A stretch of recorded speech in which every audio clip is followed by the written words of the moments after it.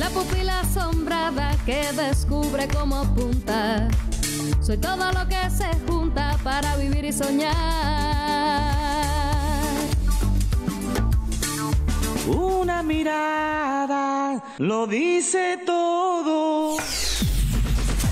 Sueño con serpientes de mar, con cierto mar de serpientes sueño yo, largas, transparentes, y en su barriga llevan lo que puedan arrebatarle al amor.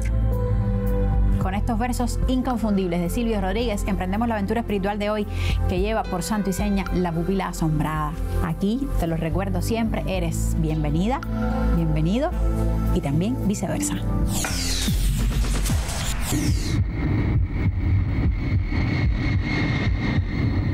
La Habana, mayo de 1981. En el municipio Boyeros, cerca del Aeropuerto Internacional José Martí, se presentaron en los cuerpos de guardia de los hospitales numerosos casos de enfermos con sintomatología semejante. La mayoría de los casos eran niños.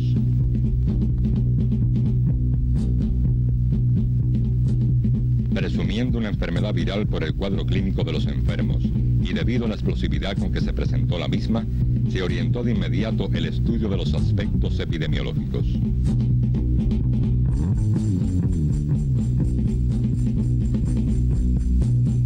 En el Instituto de Medicina Tropical Pedro Curí se procede al aislamiento del virus y se determina que la afección es ocasionada por un virus del grupo B.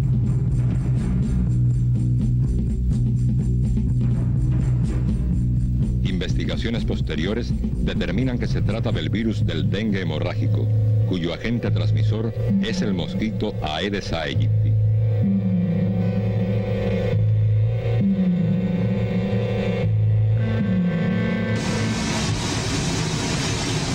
Para combatir al vector, se tomaron medidas de emergencia en las zonas originarias de la epidemia, pero esta ya se iba extendiendo a todo el país, hasta alcanzar la cifra de más de 11.000 casos en un día.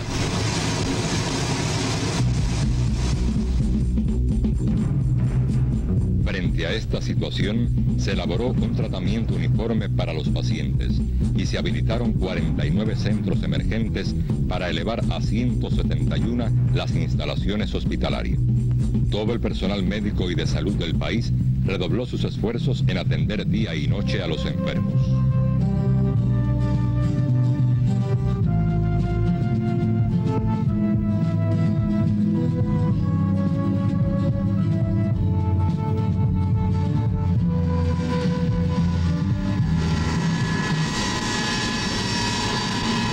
Presiones del gobierno yanqui bloquearon la adquisición de productos y medicamentos, lo que hizo pensar en una nueva agresión imperialista.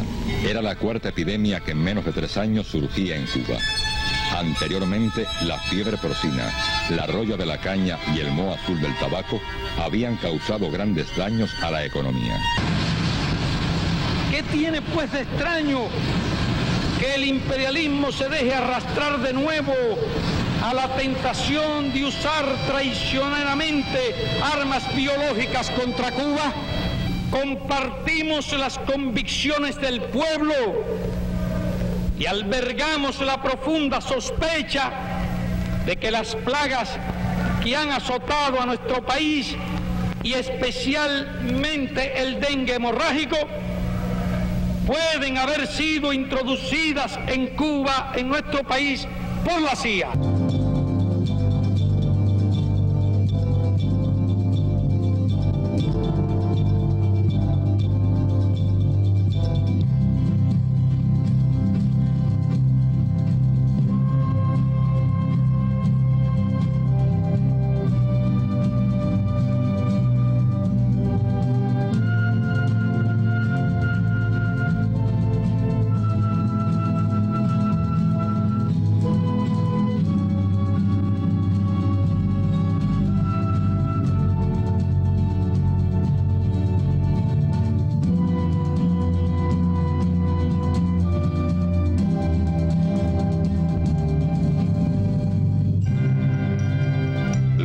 De la campaña intensiva y la atención médica lograron que la epidemia fuera controlada y los índices de mortalidad en relación a la cantidad de enfermos fueran los más bajos conocidos mundialmente para esta enfermedad.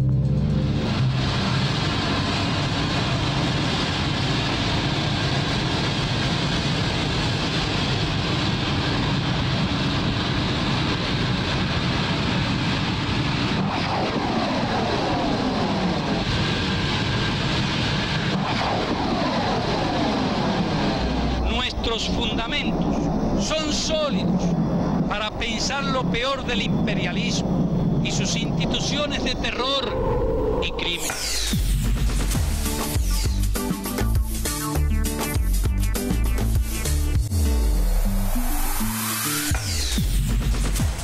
Las armas invisibles, para intentar verlas, estamos ilustrándonos las pupilas. Bienvenido, Omar. Gracias, Karen.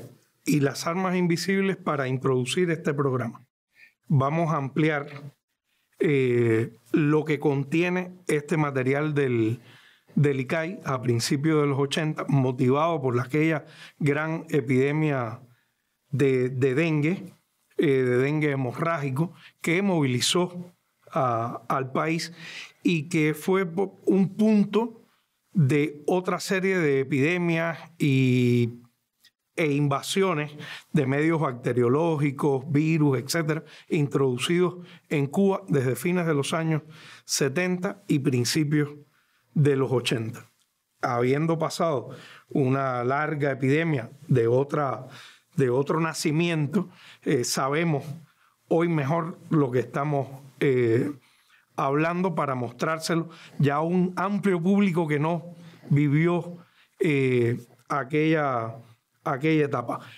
Y con eso el material repasa también la ardua labor del imperialismo en la creación de agentes bacteriológicos, guerras de todo tipo, guerras químicas.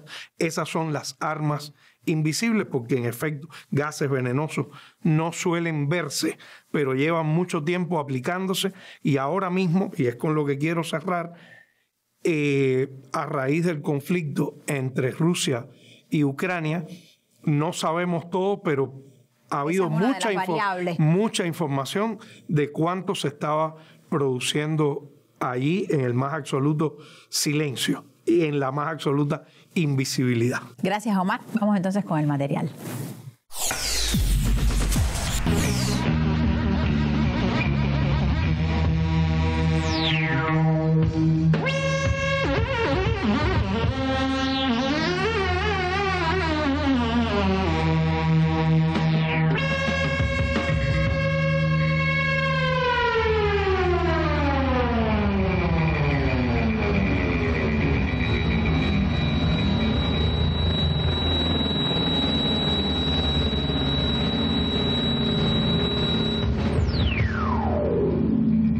Según el libro Las armas silenciosas de Robin Clark, en 1952, la Comisión Científica Internacional fue llamada por la Academia China y el Comité por la Paz chino para que investigara acusaciones hechas por los chinos y norcoreanos de que Estados Unidos había librado una guerra biológica en sus territorios. La Comisión Internacional recogió testimonios de testigos locales, quienes prefirieron que después de sobrevolar aviones norteamericanos en distintas áreas, posteriormente se registraron brotes de enfermedades inusuales. Denunciaron además la aparición en esas regiones de concentraciones excepcionalmente altas de insectos que eran o bien desconocidos localmente o que aparecían en estaciones del año inapropiadas. Más aún, la Comisión encontró que diversos insectos surgieron en la región en una época totalmente fuera de su orden natural de aparición. En época más reciente, durante la Guerra de Vietnam, fue ampliamente divulgado y conocido internacionalmente el empleo masivo por parte de Estados Unidos de agentes químicos extraordinariamente tóxicos para la población civil y los animales, así como agentes químicos fitotóxicos que devastaron cosechas, plantaciones y bosques.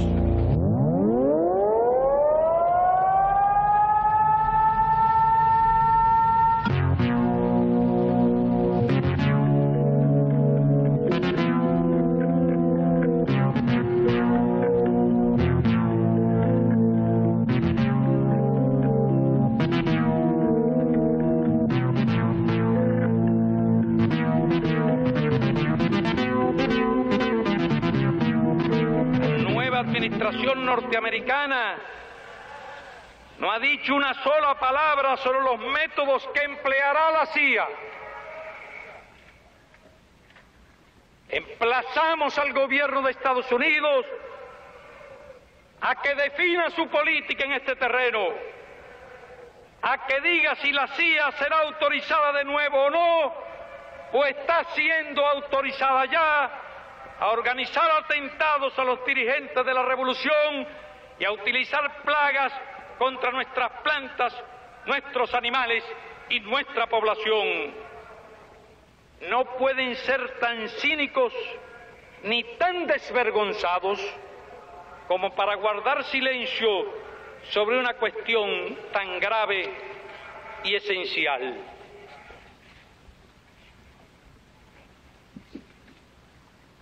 La epidemia en solo 7 semanas, hasta el 24 de julio, había afectado 273.404 ciudadanos y nos ha costado 113 vidas, de ellos 81 niños. Este virus nunca antes había sido registrado en nuestro país.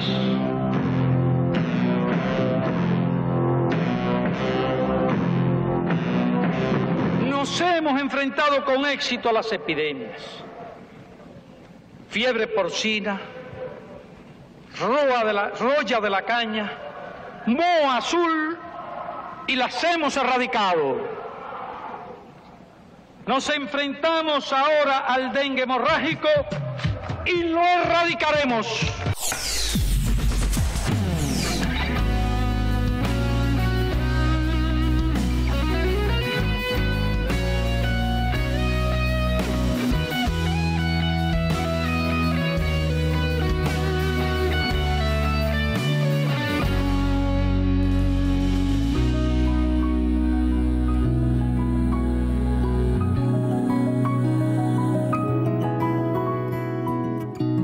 Nadie ha escapado del miedo. Si el mar empuja deprisa, nadie está solo si hay patria, luchando codo con codo por amarlo todo, por salvarlo todo. Y son una lumbre en la guerra, un puñado de tierra, una bala feliz, el huracán que te arrasa, la tristeza que al alma le diste por porvenir. Nadie ha escapado del miedo. Si el mar empuja deprisa, nadie está solo si hay patria, luchando codo con codo por amarlo todo, por salvarlo todo. Y son una lumbre en la guerra, un puñado de tierra, una bala feliz, el sol que llega y te abraza después que el agua te cansa, las alas para seguir. Un amor que los deslumbre, por más que hoy el viento ruge, déjalos llegar a mí. Un amor que los deslumbre, por más que hoy el agua ruge, déjalos llegar a mí. Un amor que los deslumbre, si hay una flor que sucumbe, déjalos llegar a mí.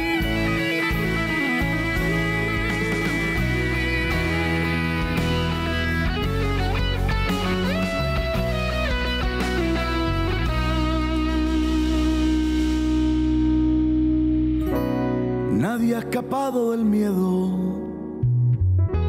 Si el mar empuja deprisa, nadie está solo si hay patria, luchando codo con codo por amarlo todo, por salvarlo todo, por amarlo todo, por salvarlo todo, por salvarlo todo.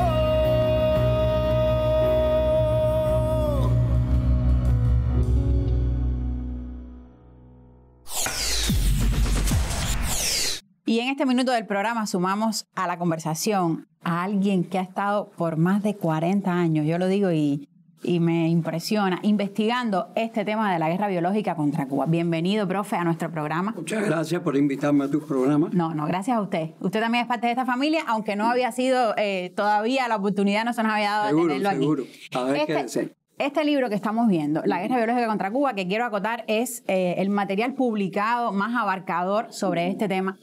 General, vamos a presentárselo a la audiencia. ¿Cuáles son los hechos que documenta? Bueno, La guerra biológica contra Cuba, este libro primero hace una parte que es de concepto sobre el terrorismo biológico, el modus operandi, todo. Una breve historia, quizás internacional, de antecedentes de terrorismo y guerra biológica, y ya posteriormente una relación de al menos 23, 24 hechos donde se comprueba que no son cosas naturales, sino que son intencionales y que han sido.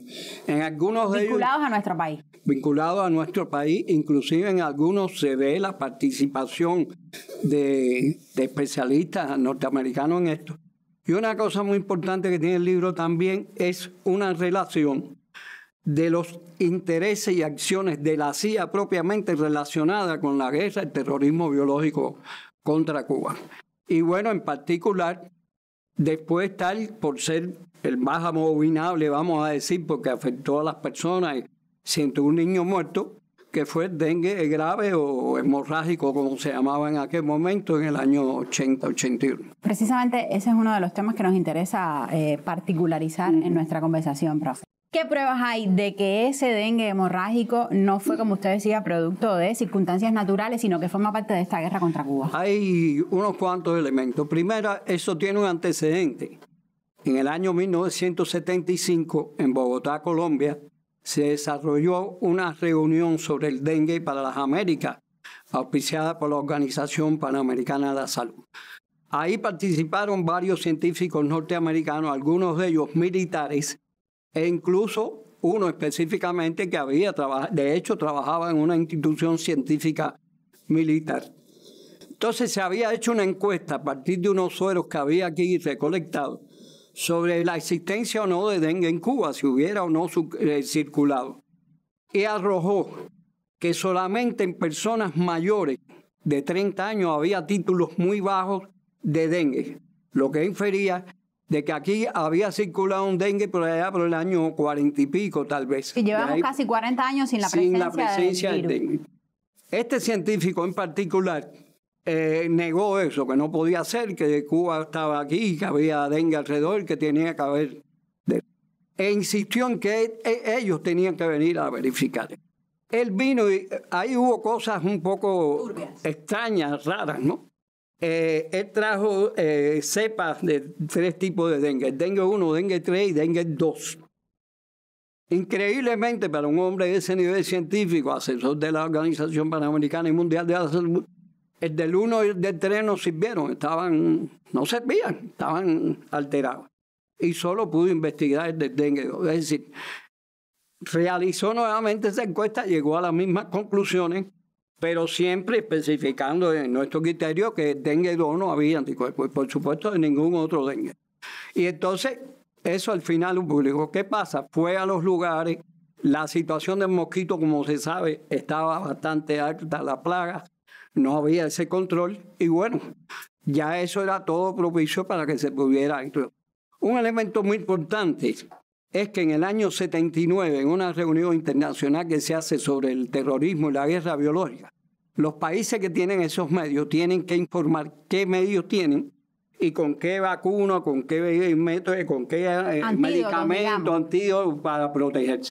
Y en esa reunión ellos habían informado que es el dengue serotipo 2, en sus cepas más virulentas que ellos utilizan, y que de hecho para ese dengue ellos tenían una vacuna de virus atenuado para proteger obviamente sus tropas. Entonces, bueno, al final el hombre vino, él dijo, que más tardar en 2 años nosotros íbamos a tener dengue en Cuba. Y así mismo fue, en el año 77 entró el dengue 1. Ese se investigó y se determinó que fue casual por una persona que estuvo en un congreso, un evento religioso en Jamaica, vino con dengue en Santiago de Cuba, de ahí se desató aquella epidemia. Pero después, del dengue 2, que se empiezan a morir niños, a enfermarse aquí en La Habana, fundamentalmente en el reparto Baluarte, en Boyero, se empieza a investigar y se diagnostica que lo que está circulando es el dengue serotipo 2. Y entonces, bueno, una de las tareas que nos dimos ahí, el primer elemento extraño, ¿no?, es pedir a la Organización Mundial y Panamericana de la Salud dónde estaba circulando el dengue 2. Y en ese momento el dengue 2 no estaba circulando en ningún país. De la región. Y mucho menos aquí en la región. No había dengue 2 aquí. Entonces ya, ¿de dónde salió la cepa que entró en Cuba? ¿Cómo vino? Hay un elemento muy importante que es otro, que demuestra además que se introdujo a la vez por 3 lugares distintos. Y es que a partir de una información que nos brinda el doctor Goyenechea, que era el que llevaba el programa para la gripe, él había investigado cepas, sueros pareados para el diagnóstico de la influenza. Y sin embargo nos informa que hay un número muy alto de personas que tuvieron una supuesta virosis desde diciembre del 80 y que no fue gripe lo que tuvieron. ¿Qué cosa fue? Nosotros escogimos de esas personas los más alejados en fecha, que eran en enero y en diciembre, segunda quincena de diciembre, en varias provincias de Cuba, fundamentalmente, bueno, en lo de La Habana, en Cienfuegos, en 3 localidades distintas, y en Camagüey, en 3 localidades distintas. Esas personas las fuimos a ver, no habían enfermado durante la epidemia, se les sacó suero, se investigó, y lo que habían tenido era dengue. Ahí pudimos establecer otro elemento. Primera, que desde el diciembre del 80 ya habían introducido el virus para provocar la epidemia.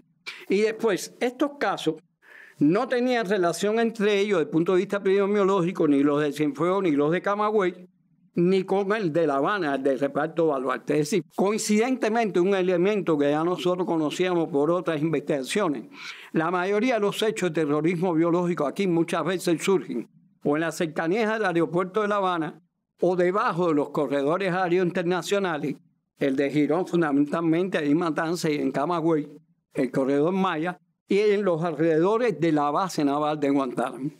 Y coincidentemente, bueno, el de La Habana y el reparto Baluarte está ahí mismo, a menos de 1 kilómetro del aeropuerto. Y estos de Cienfuegos están justamente a la derecha y hacia el sur de los corredores aéreos internacionales. ¿Y en Guantánamo pasaba igual? Y en Guantánamo no.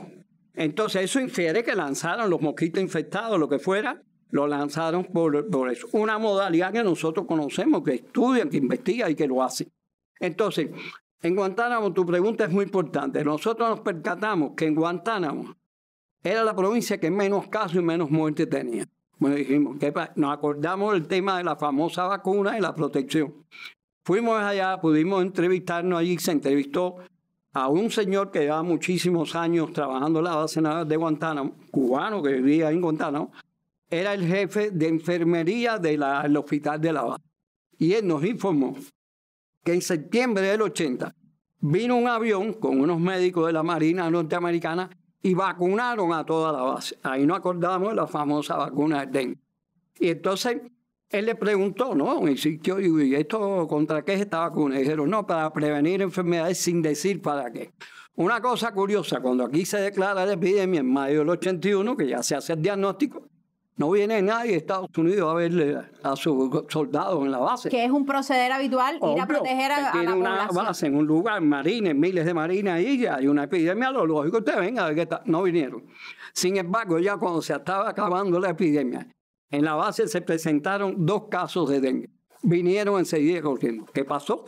Entonces entrevistaron a esa gente, los encuestaron, le sacaron los sueros, comprobaron que era dengue lo que tenía, pero llegaron a la conclusión, eran 2 trabajadores civiles haitianos que habían empezado a trabajar en la base a principios, por allá por enero, febrero del 81, no estaban cuando la vacunación.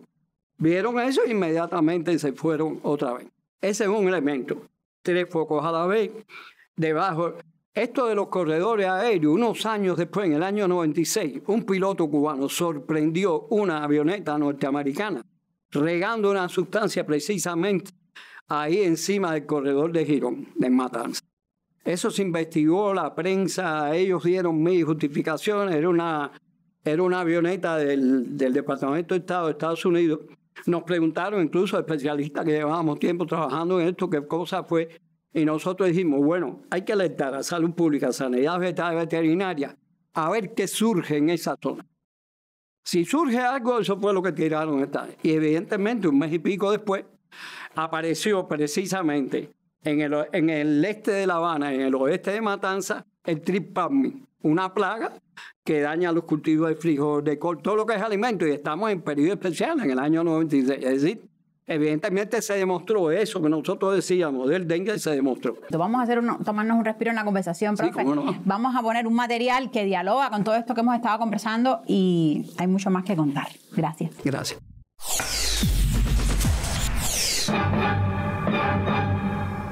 La enfermedad surge en mayo de 1971, aquí en la provincia de La Habana, en momentos en que el país estaba desarrollando un programa muy intenso de desarrollo de esta especie.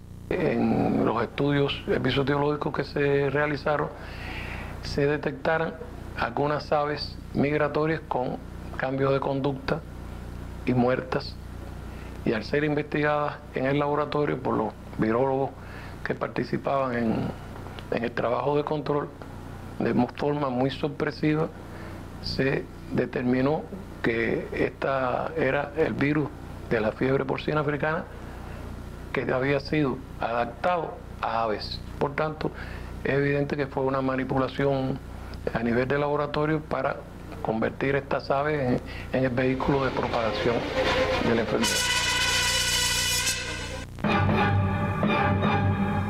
Se declaró la enfermedad de Newcastle, que es una de las enfermedades más graves que afectan a las aves en varias provincias del país, en donde hubo una pérdida de más de 1 millón de aves y se estimaron pérdidas económicas por alrededor de 3 millones de pesos.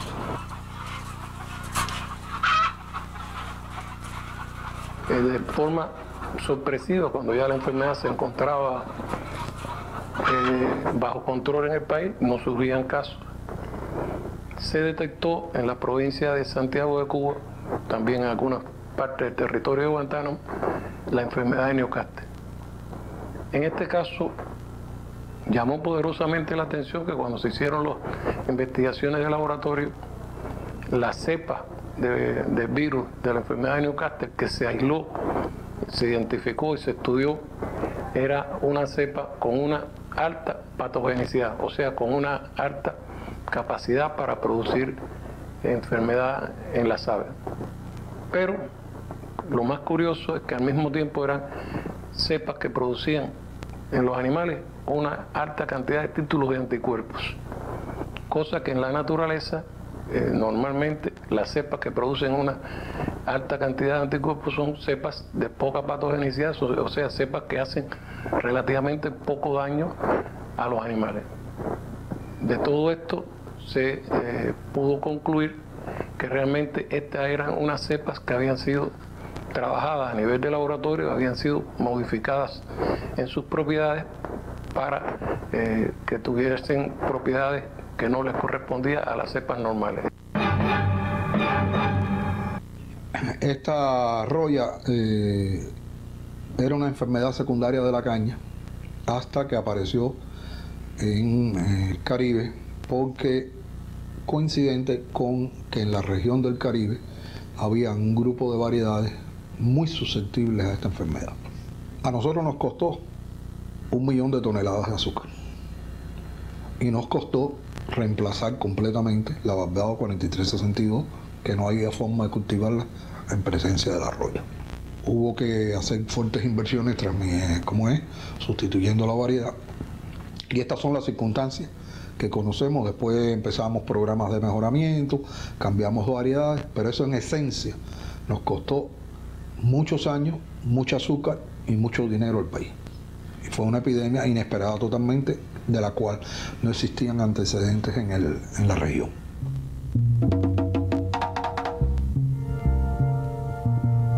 En el año 1975 nos infiltramos en la CIA y fuimos reclutados por un oficial en España.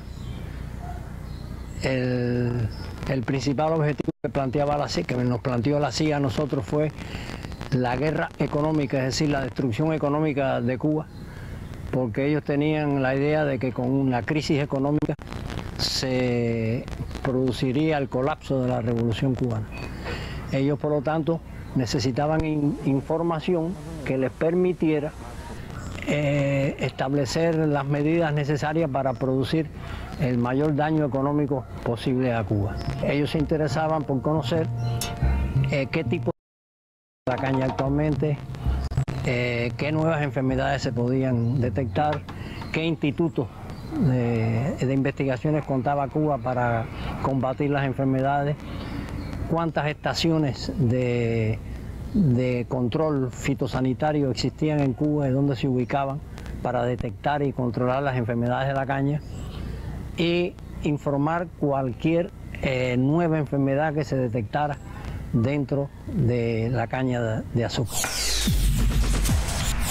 El libro La guerra biológica contra Cuba, con cuyo autor conversamos en este programa, tiene muy bien documentada la participación de los grupos de cubanos residentes en Estados Unidos en esta guerra contra Cuba.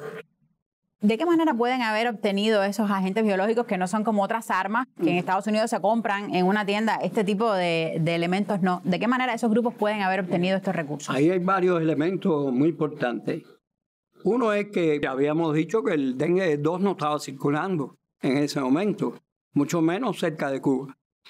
Años después, el IPK hizo un trabajo, eso se ha mostrado en la televisión, que demostraron que la cepa que circuló aquí era una cepa que había circulado en Nueva Guinea en el año 40 y tanto por allá. Es decir, si no estaba circulando, aparece en Cuba una cepa que circuló en la década del 40. ¿Dónde estaba esa cepa? Evidentemente estaba en un laboratorio, coincidentemente es dengue 2 que se utiliza para la guerra biológica, más todos los otros elementos. Pero es muy importante la participación incluso de la CIA. En el año 87, el comandante en jefe dio a la publicidad la identidad de 27 agentes de la seguridad de Estado que infiltraron en la CIA. Fueron agentes dobles, eran agentes de la CIA. Muchos de ellos hablan ahí de los intereses de la CIA relacionados con el dengue. Primero con el dengue, después dónde íbamos a comprar los plaguicidas, las motomochilas. Hay que recordar que nadie nos vendía nada. Las motomochilas hubo que pagarlas carísimas y fueron a buscarse en aviones Britannia en Japón porque se boicoteaba. Todo eso está... Nosotros incluso hemos llegado a trabajar casos que no se han detectado en Cuba y ya la CIA le preguntaba a 2 agentes distintos. Eso pasó en la avicultura. Preguntándole si había algo en la avicultura y 2 meses o 3 después que surge el fenómeno. Bueno, ¿cómo la CIA va a saber? Son adivinos que va a surgir algo. Hay otra cosa muy importante también. Un poco después, por allá por el año 84, si mal no recuerdo, meten preso por las denuncias de Cuba a Eduardo Arocena. Este señor era el cabecilla del grupo Omega 7, que era el grupo terrorista del CORU, que era una organización, o es una organización contrarrevolucionaria. A él lo están jugando por la presión de Cuba, porque fue el que asesinó al diplomático cubano Félix García. Una cosa horrible, porque delante de la esposa y de su niña, ahí en el carro hizo así, dijo, para que vean cómo se muere un comunista, y lo mató a balazos ahí. Pero él, cuando está en el juicio, que lo están acusando por eso, él, un poco que para defenderse, dice que él era a trabajar para la CIA, que todo lo que la CIA era ordenado por la CIA. E incluso, aunque no era el tema que se estaba tratando, dice, yo incluso participé en el año 80 en trasladar un material biológico, no dice que era el dengue, pero bueno, un material biológico de una base en Panamá hasta la isla de Navassa, que está cerca de Jamaica, una isla deshabitada que hay ahí, y ahí se le entregó a personas que iban a introducir después lo que él llamó la guerra biológica, el terrorismo químico biológico, una cosa, es decir, ¿y qué fue lo que entró en ese tiempo en Cuba? Es decir, él reconoce que participó en eso. Hay un centro de investigación en Pakistán que se llama el Centro de Investigaciones Pakistaní, de Médicos Pakistaní, auspiciado por la Universidad de Maryland en Estados Unidos. Ahí hubo mucha protesta por los experimentos y las cosas que habían ahí. Incluso en una ocasión se desató una epidemia de fiebre amarilla que costó la vida de 90 personas en esa ciudad, y ahí hubo una gran protesta periodista y todo eso. Y al final esa parte que hacían ahí relacionada con guerra biológica tuvieron que trasladarla para España. Pero este hombre después a un periodista ruso, soviético, ¿qué le reveló? De una prensa que se llamaba, un periodiquito que había en Rusia, Literaturna Gazeta, y ahí él dijo que trabajaba, dice que ellos incluso trabajaban en la producción de supermosquitos para el terrorismo, para la guerra biológica. Que incluso ellos habían, fíjense lo que dijo el tipo, que ellos habían participado en la producción de unos mosquitos, de supermosquitos, como le decían ellos, para una actividad biológica contra Cuba. Es decir, que fue la actividad biológica el dengue, como todos sabemos, igual que otras enfermedades, la transmite el Aedes aegypti. Ese tipo también hizo esa... Es decir, varias gente, nuestros agentes que estaban infiltrados la CIA, Rosena, por el otro, él dijo que participó, llevó unos virus, unos medios biológicos de Panamá hasta Navas y se le entregó a una gente ahí. Ese caso, bueno, en el cual fue juzgado, pero yo le quiero preguntar por el resto de los autores, tanto intelectuales como materiales de todos estos hechos. Hemos mencionado el dengue en profundidad, pero sabemos que la lista es mucho mayor. Como usted decía, hay documentados ahí en el texto más de 20 y tantos elementos. ¿Qué pasó con los autores de estos hechos? Estoy pensando también que usted, y de paso lo digo, fue testigo de la demanda del pueblo de Cuba contra los Estados Unidos por todos estos daños. ¿Qué pasó? ¿Qué ha pasado con estas personas a lo largo de la historia? Rosena, ya le digo, a Rosena se condena por la presión de Cuba por el asesinato de Félix García, el diplomático cubano. El resto, hay incluso en la fiebre porcina y eso, hay fuentes norteamericanas que han denunciado después de determinadas acciones, como es la fiebre porcina. A esa gente nunca le ha pasado nada, nunca. No hay un solo, excepto este, que fue por otra cosa, y él dijo lo del dengue. Pero ninguno de los otros nunca ha sido sancionado ni procesado por esto. Al contrario, déjeme decirle una cosa muy importante. En julio del 81, en plena epidemia del dengue, el comandante jefe dedicó ese discurso en Las Tunas, el del 26 de julio, a la guerra biológica. Y hizo la denuncia. Dijo, estamos convencidos, tenemos la certeza de nuestro pueblo que esto fue una acción biológica del dengue. Estados Unidos no respondió. Y una cosa muy interesante, el 31 de julio, precisamente este señor que dijo que había que venir a Cuba y que vino a Cuba, este doctor, fue el que se convierte un poco en vocero de Estados Unidos. Y entonces dice que Estados Unidos no tenía la capacidad para hacer eso y metió una cosa. Y entonces que nosotros, el dengue lo habíamos introducido de África, que teníamos 55.000 soldados en Angola, en Etiopía, que se llegó, que se con. Y déjeme decirte con relación a esto, en todo eso, nosotros siempre descartando las cosas que pudieran ser naturales. En todos esos lugares donde investigamos los casos iniciales, solo hubo una persona en el reparto de Baluarte que había estado en Angola. Cuando nosotros investigamos el foco de Baluarte, aquí no había ningún internacionalista, sino un compañero que estuvo en Angola y vino. Cuando vino en julio, había permutado. Le preguntamos a la persona y lo fuimos a buscar a la mar, que era donde estaba viviendo, y lo encontramos. Y le preguntamos, desde que se inició el dengue, ¿tú has tenido algo, alguna enfermedad? No, no he tenido nada, yo no he tenido ninguna. Le sacamos la sangre, lo investigamos, no había enfermado durante la epidemia y estaba negativo al dengue, es decir, nunca padeció el dengue.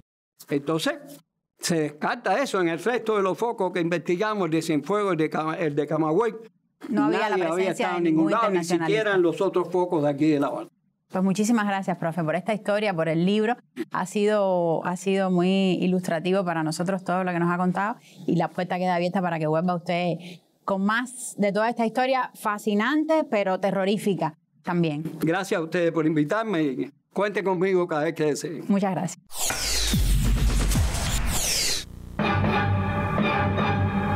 Os recuerdo que a principios del año 81 y antes, podría decir que unos 2 o 3 meses antes de que se confirmara la epidemia de dengue hemorrágico en Cuba, ellos me estaban solicitando ya información acerca de la forma en que esta enfermedad se había manifestado en nuestro país. Concretamente me pasaron algunos mensajes que recuerdo pidiéndome los tipos de dengue que se estaban desarrollando en Cuba, si había suficientes medicamentos en los hospitales, en qué hospitales se estaban tratando estos casos y si yo conocía algunos casos. Me preguntaron siempre sobre esto. O sea, en el momento en que en Cuba se estaba comenzando a desarrollar o había un brote de dengue hemorrágico, ya ellos estaban interesados en saber cuál era la magnitud de ese brote en el país. Estos mensajes, bueno, fueron varios los que recibí. Julia era quien me mandaba esos mensajes. Siempre el mensaje venía firmado por ella. Y lo hizo en varias ocasiones. Mensaje 4.0. Posibilidad de saber qué tipos de dengue se conocen en Cuba. Detalles de enfermedades virales que afectan a la población. Medicinas que importa Cuba. Países. Saludos, Julia.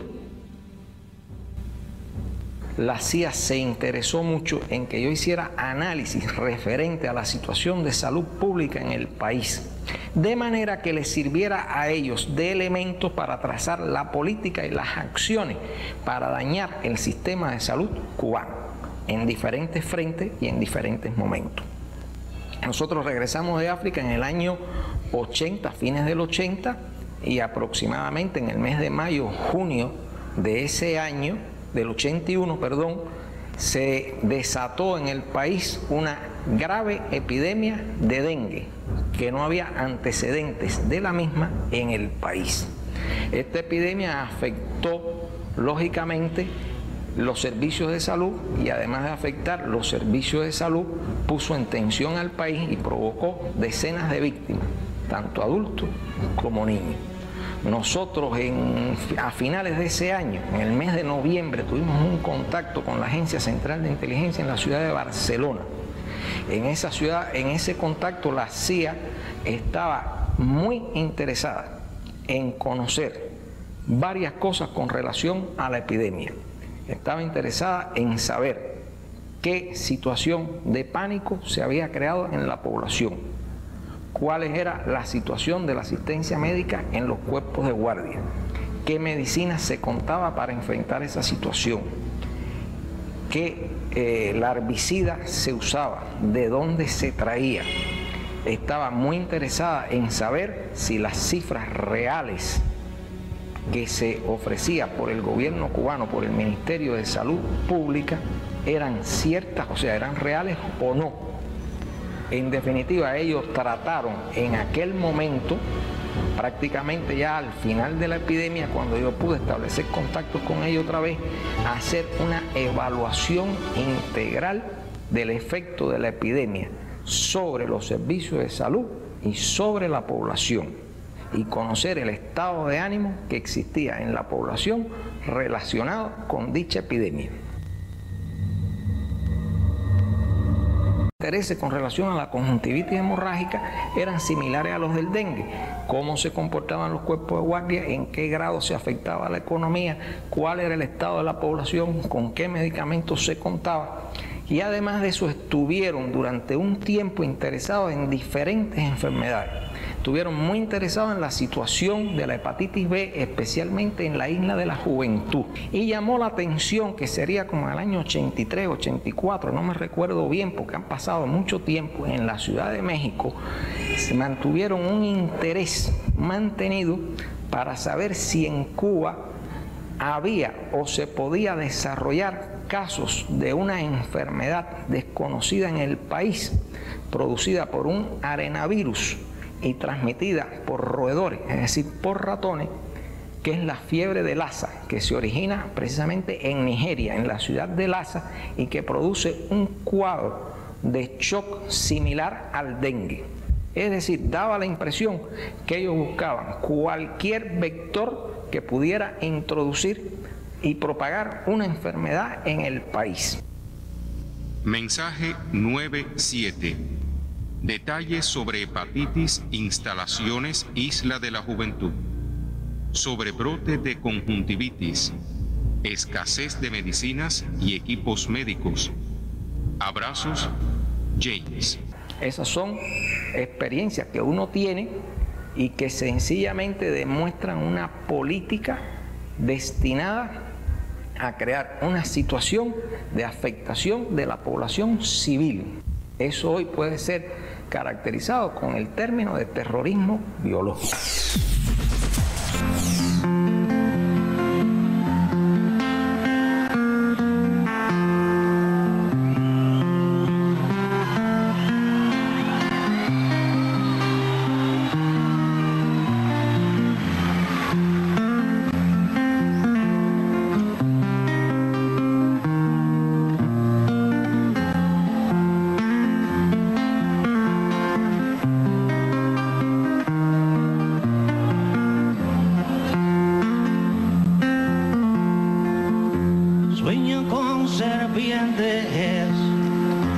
serpientes de mar, concierto mar hay de serpientes, sueño yo.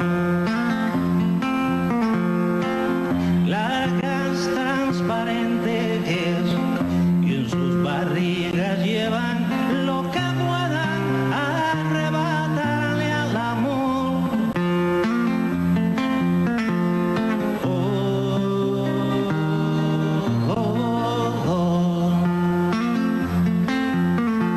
La mato y aparece una mayor.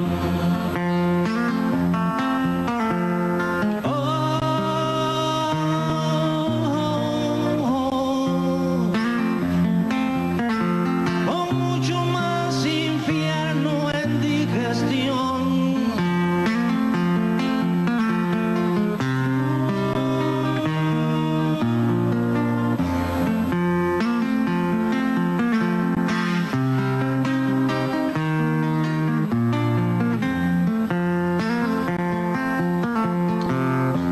No quepo en su hogar, me trata de tragar, pero se atora con un trébol de mi sien. Creo que está loca, le doy de masticar una paloma y la envenenó de mi bien.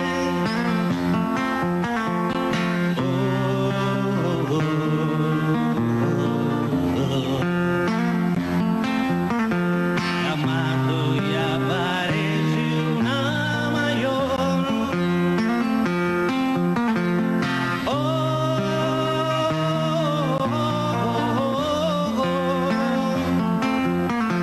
Con mucho más infierno en digestión.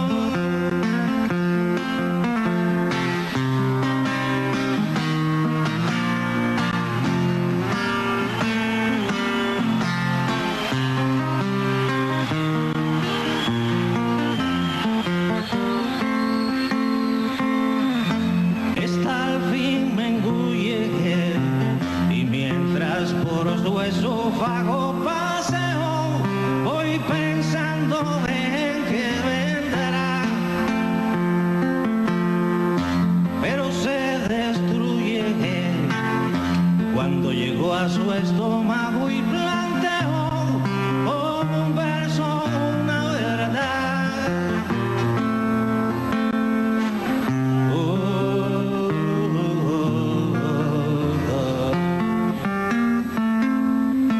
La mato y aparece una mayor.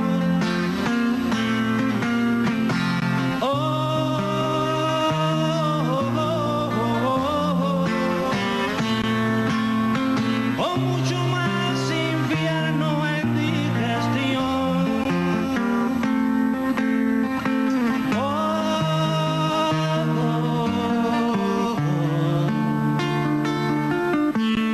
La mato y aparece una mayor.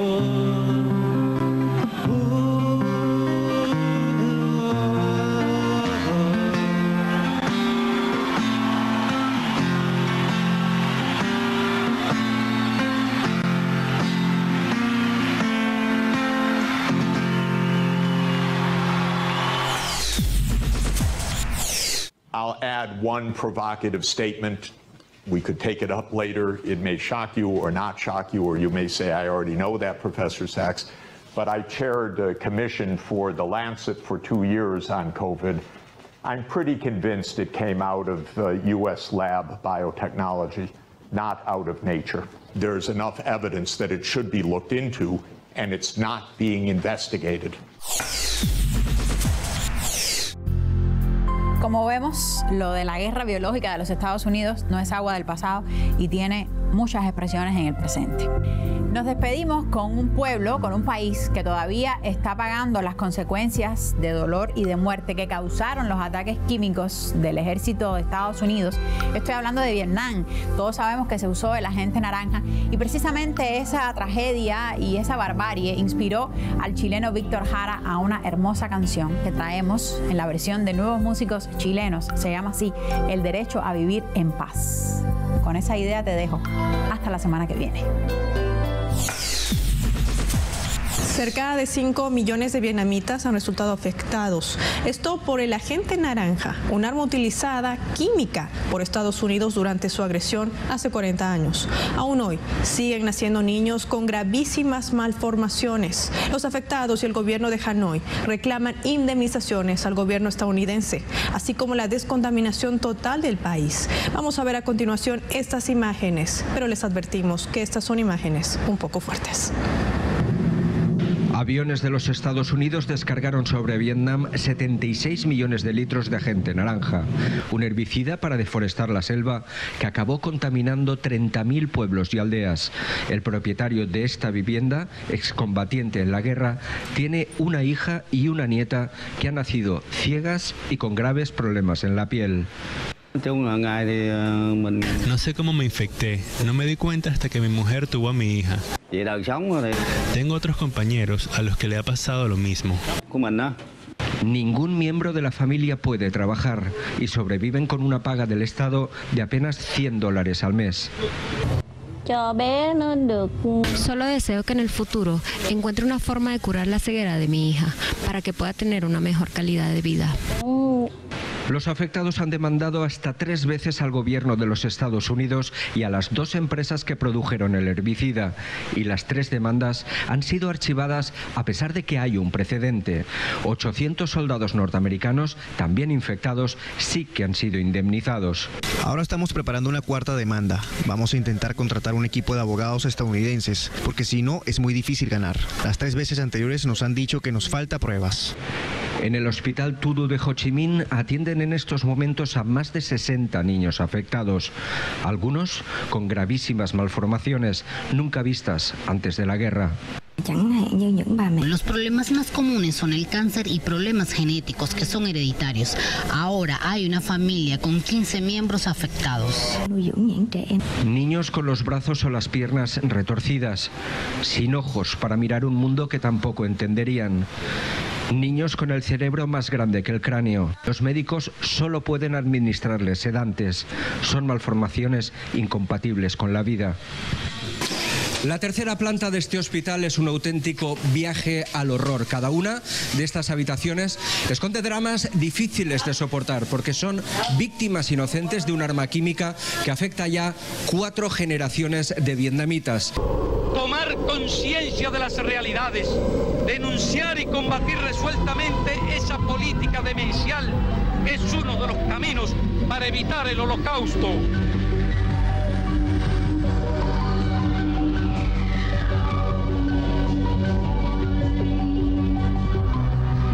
Somos espectadores y actores de un minuto singular de la historia. Muchos podrán preguntarse si estamos viviendo el final de una etapa o una etapa final. ¿Sobrevivirá la humanidad? Podríamos preguntarnos todos nosotros.